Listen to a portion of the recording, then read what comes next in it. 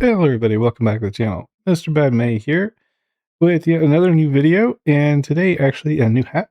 um, no, guys, I just wanted to give you guys a quick update. I know you may have heard SCS recently released the experimental beta for 1.61.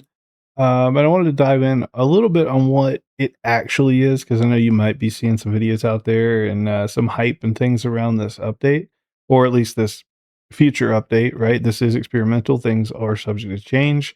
The reason SCS put this out this early is simply to get impressions, input, and feedback so they can make alterations, things like that, to their new MFD or multifunction display. The target with this display, and we'll go through the blog here in just a second, but the target or idea with this display is to make the game more friendly to controller players. It's also to modernize the UI a little bit. The game's been out for many, many years, right? We're coming up on a decade for SCS or for ATS, sorry, and a little over a decade now for ETS2. So both games are getting this MFD, if you will. I've looked at it. I've looked at several other videos out there. VoltMe, I think that's how he says his name, VoltMe. He did a very good rundown of what the MFD is and kind of how the buttons and all that stuff work. And again, even what he was showing, and he was showing gameplay, even what he's showing is subject to change, right? Nothing is permanent. It could get improved. It could go backwards. That's just kind of how development goes. So anyways, I just wanted to dive through the blog here and talk a little bit about what it is, what it currently looks like, and then what I believe, again, that's my opinion, what I believe their intention is behind this. And TLDR, it is 100% geared towards consoles. Um, so with that out of the way, let's just dive in.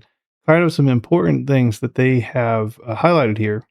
Again, their MFD. That's so anytime you see this, right, 161 experimental beta, currently all this means is they are testing MFD. They might include other things at some point, but currently, as of June 28th, 2026, it is the MFD. And the MFD has been part of the vision to improve overall in-game driving interface and accessibility of vehicle systems.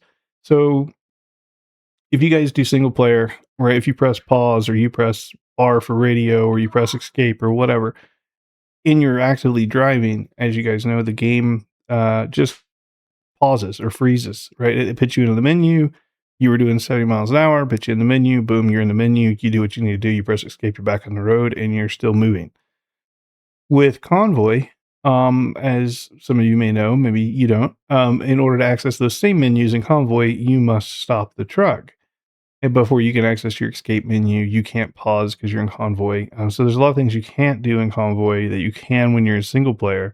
Conversely, if you press your map button M in Convoy, right, it gives you an overlay which you do not have in single player. And when you get the overlay map, you can press tab a couple of times and it'll zoom you in and out on the map and just repeat. Again, you don't have that capability in single player. MFD brings some of that to us, regardless of the mode that you're in. So if we look at the screenshot here, at the bottom, you can see as you're driving, right? These guys were driving.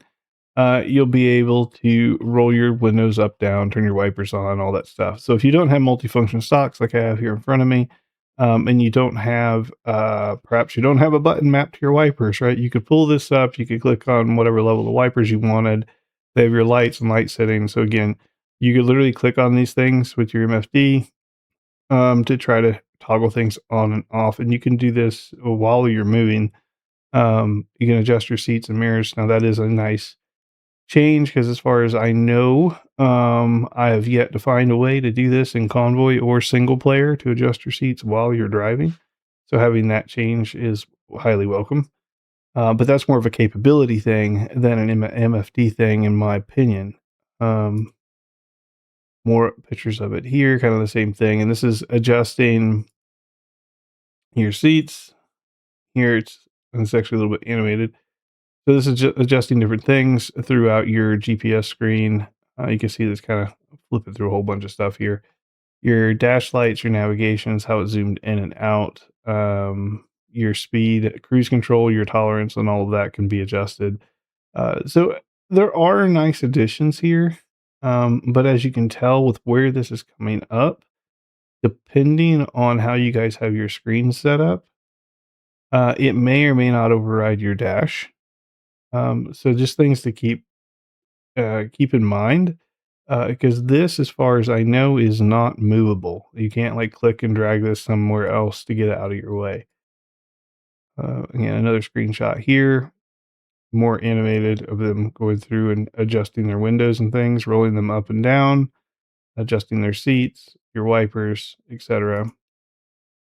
So that's really what the MFD is. And actually, I love that they have this animated. Um, I do think it's a improvement over what we currently have. That's where I stand on it. Um, is it I don't wanna go down the rabbit hole of should they be working on this or should they not be working on this, right? I know a lot of people go down that hole. The fact is they have a UI UX team, and I think that team putting their efforts toward this is their job. And I think they're doing a fantastic job with it. A lot of people are out in the community are saying, I want this or I want that, namely around trucks or map updates or graphics or whatever. Just keep in mind, guys, the people working on the UI UX are not the same people working on putting new trucks in the game. They're not the same people working on putting new maps in the game. Those are dedicated groups. This is the UI UX group. They're doing the PC version as well as the console versions. And their goal right now really is to get a unified version that everyone can drive on. And there's going to be bumps in the road. We've seen some of them with the stackable widgets. Again, I'm not completely against that. However, I do think we need player agency over what is on our screen. I know we can turn them off, but as opposed to turning them off, I would love to see some of this stuff integrated or movable. So if the UI UX team watches this, or if anyone else from SCS watches this, if I could give a little bit of feedback to the UI UX team, if there's some way, and I know in programming and in game engines, sometimes you're limited, but if there's some way for us to have some of this stuff click and draggable, even if it's in a pause menu of some sort, right? We could set the UI up the way we want it with the widgets provided, and allow for certain things to be integrated down to where the GPS screen usually is in the bottom right. It'll be a huge quality of life improvement, especially with the new UI. Um, Again, more air suspension, things like that. Now, this could be super helpful because, while I have a button box and I have my suspension and things on there, I know a lot of people do not. And this is usually, especially the axle up and down, that's more of an ETS2 thing. But there are select trailers and trucks in ATS that could benefit from this.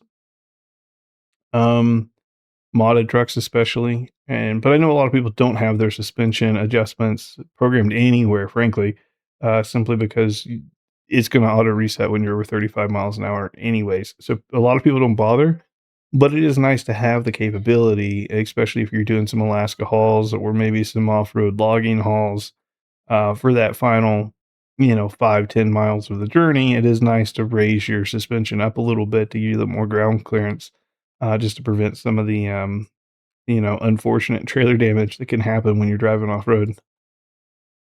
So just some more screenshots here.